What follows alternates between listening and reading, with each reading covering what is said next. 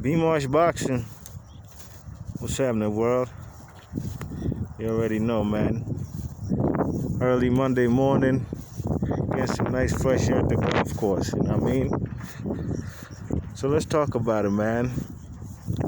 Out of the four kings of the 1980s, to me, the greatest era of boxing ever, with the greatest fighters ever, the best talent ever in boxing to me, was in the 1980s. If you ask the man Teddy Atlas, he might talk about the 30s, Tony Canzaneri, or the 20s, these guys, you know what I mean, Harry Greb and them.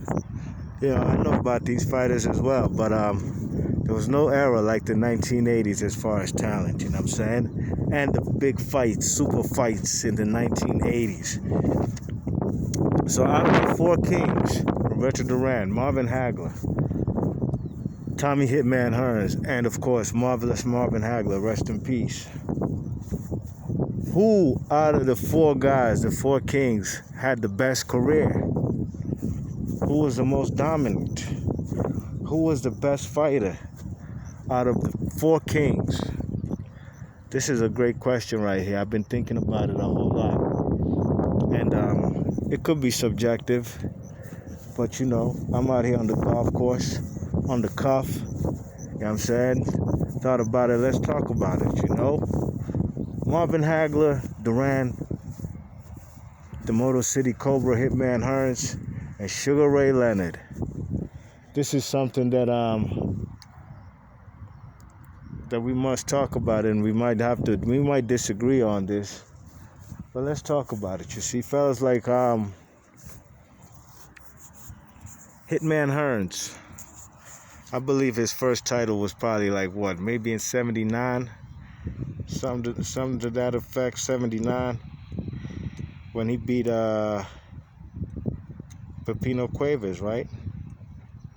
He beat Pepino Cuevas in his hometown, devastating knockout for the WBA 147-pound title. You know what I'm saying? And he did it in extraordinary fashion, man. It's like he sent a lightning bolt through the man Pepino Cuevas' body and starched him with that right hand and just ended him in the fourth round. You know, it was a thing of beauty, you know what I mean? 79, maybe 1980, when he fought the man Pepino Cuevas. Good victory. Had some title defenses in there, at least 3 to 4 title defenses before he fought fellas like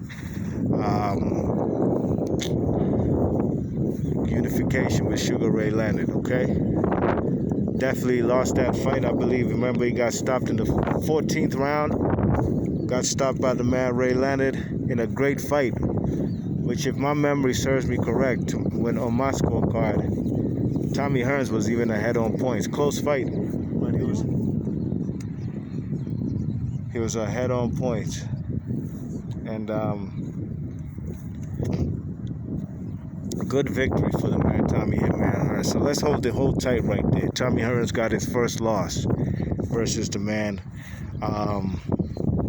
Ray Leonard, okay, in the unification. Big super fight. Unfortunately for him, he came up short, you know what I mean? Let's talk about the guy who beat him, Ray Leonard. You know what I'm saying? Ray Leonard, I believe he was a champion.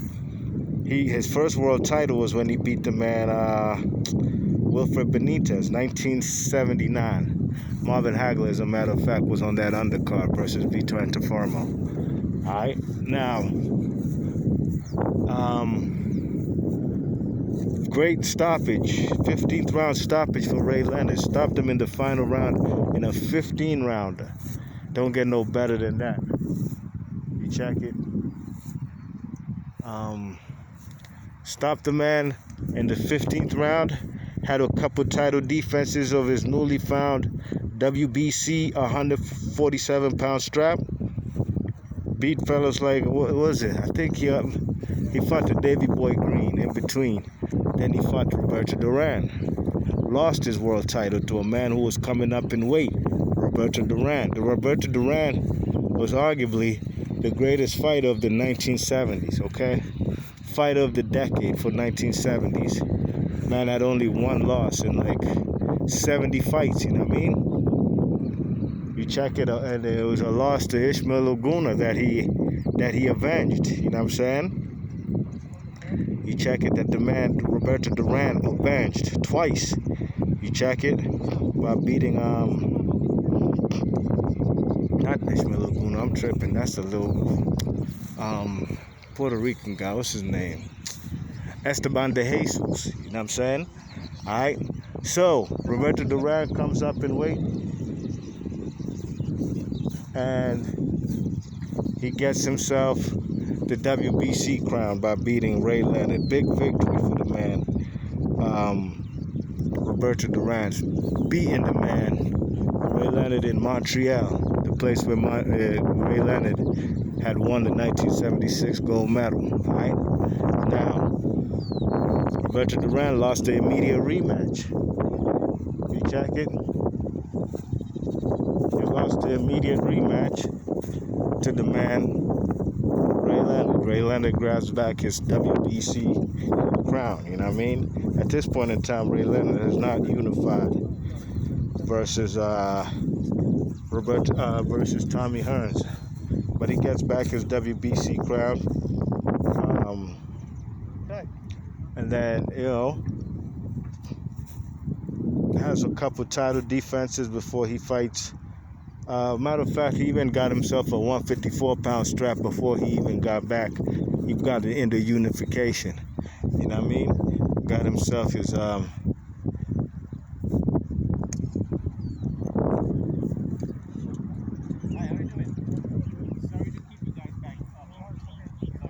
So Ray Leonard gets himself his second world title at 154, and this is now at 154 pounds.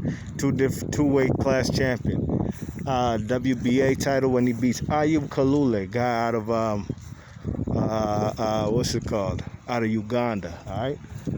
So that's a great victory for the man Ray Leonard. Then Ray Leonard goes to unify titles right after that with Tommy Hearns, and he stops him in the 14th round. Okay. So let's keep it right there for now. You know what I mean? We've talked about Tommy Hearns, talked about Ray Leonard. Let's talk about Duran right quick. You know what I mean? Unified champion at lightweight, WBC, WBA, lineal, and all that. You know what I'm saying? Goes up, he becomes a two-weight champion, beats the man Ray Leonard. You know what I'm saying? Then he loses the strap to Ray Leonard in the immediate rematch. Now he has no more straps. Okay? But the man Roberto Duran, great fighter, one of the greatest of all time. To me, I hold him up highly. It's probably at top 10 for sure, without a doubt. Greatest fighters of all time. Longevity, all that, for different weight classes, titles, pulling off big upsets in boxing history. You know what I mean? Maybe I should take this mask off so y'all can hear me clearly. Even on the golf course, man, got a mask. Alright, so Roberto Duran loses his strap, then he fights a couple people. Then I remember he went up to 154 pounds to fight the man Wilfred Benitez for the WBC junior, what you call it, super 154-pound title, super welterweight, junior middleweight. You know what I mean? And he loses unanimous decision to the Wilfred Benitez, and he also loses in his next fight to the man Kirkland Lang. So that's two back-to-back losses. You know what I'm saying? You know, he beats Davey Moore. He fights a couple. He beats Davey Moore in a big upset for the WBA 154-pound strap. Okay, after losing to Wilfred Benitez for the WBC 154-pound strap. So that's a great victory for the man Roberto Duran. Big upset, beating the young boy, stopping him in 8 rounds. You know what I mean? Devastating beating he took. Davey Moore did from Duran. Then the next fight, the man Duran goes up and wait for a super fight versus Hagler. He loses. A close fight, very close fight, but he takes the L. And then he goes in his next fight after Hagler. He fights Tommy Hearns. And at this point, Tommy Hearns is a WBC 154-pound champ. He beat Wilfred Benitez for that WBC strap in a close fight. I believe it was a majority decision victory for the man Tommy Hearns. Tommy Hearns fights the man Roberto Duran in what was supposed to be a unification WBC, WBA. But the man Roberto Duran wasn't trying to fight his mandatory at the time, Mike McCallum, so he got stripped of his strap. I don't know why they did that, because it was a unification anyways.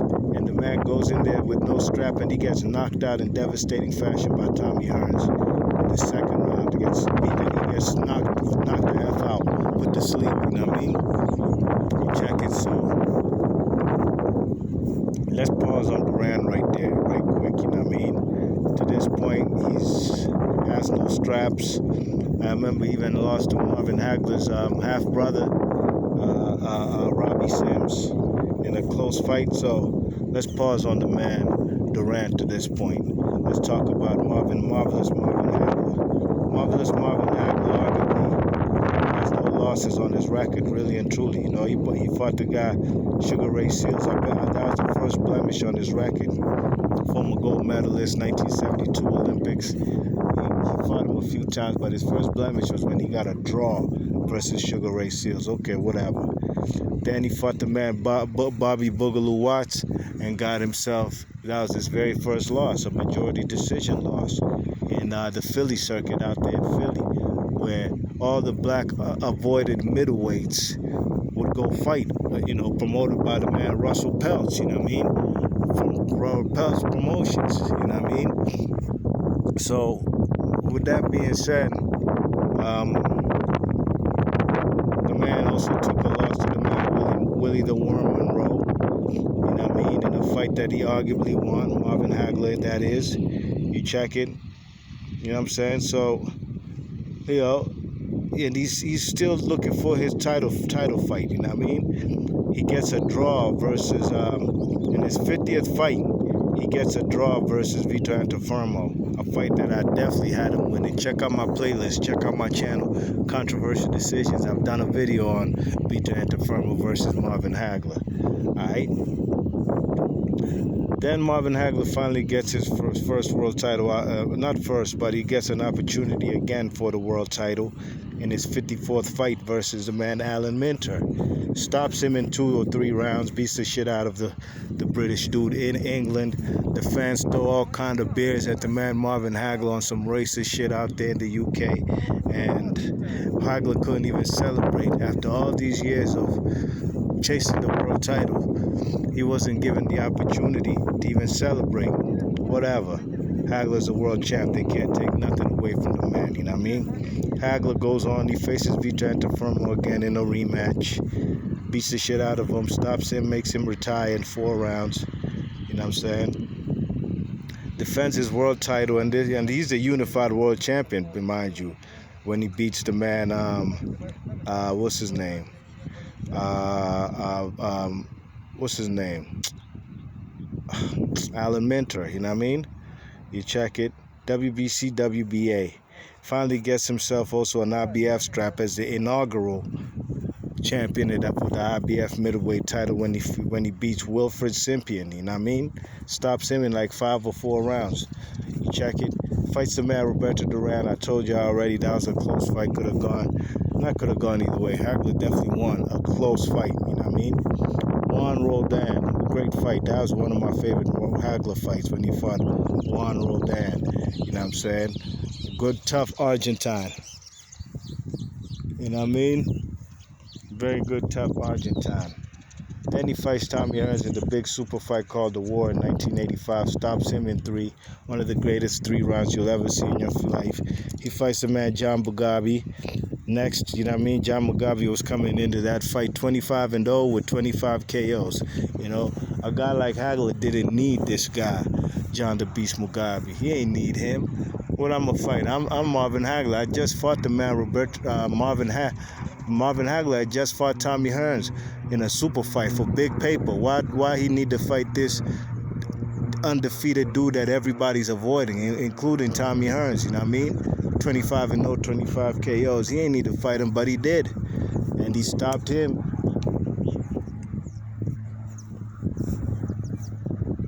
He stopped him in like the 10th or 11th round, you know what I mean? Then the man Marvin Hagler, in a difficult fight where he got his eye swelled up by Mugabe. He didn't definitely wash the guy. Hagler had to walk through fire to win that fight, and he did. Then he fights the man Ray Leonard, 1987, in a controversial decision.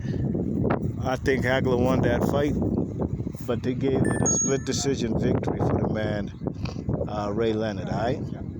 So that's where we stop with the man Marvin Hagler, okay? Marvin Hagler was the #1 pound-for-pound fighter without a shadow of a doubt in the 1980s. Champion from 1980 till 87. He ain't take no breaks, no layoffs, none of that, you know what I'm saying? So let's go back to Tommy Hearns. Where did we leave off Tommy Hearns? We left off Tommy Hearns, I believe. Where did I leave off? When he fought when he fought the man, was it when he fought Wilfred Benitez? I think that's where we stopped. Okay, he lost to the man Marvin Hagler No, I stopped at him beating Roberto Duran. You know what I'm saying? Marvin Hagler, he went up there to fight Marvin Hagler, still the WB, the 154-pound champion. He goes up in weight, goes up one weight class. It's a war. I already talked about that. Loses, gets knocked out in 3. Then he goes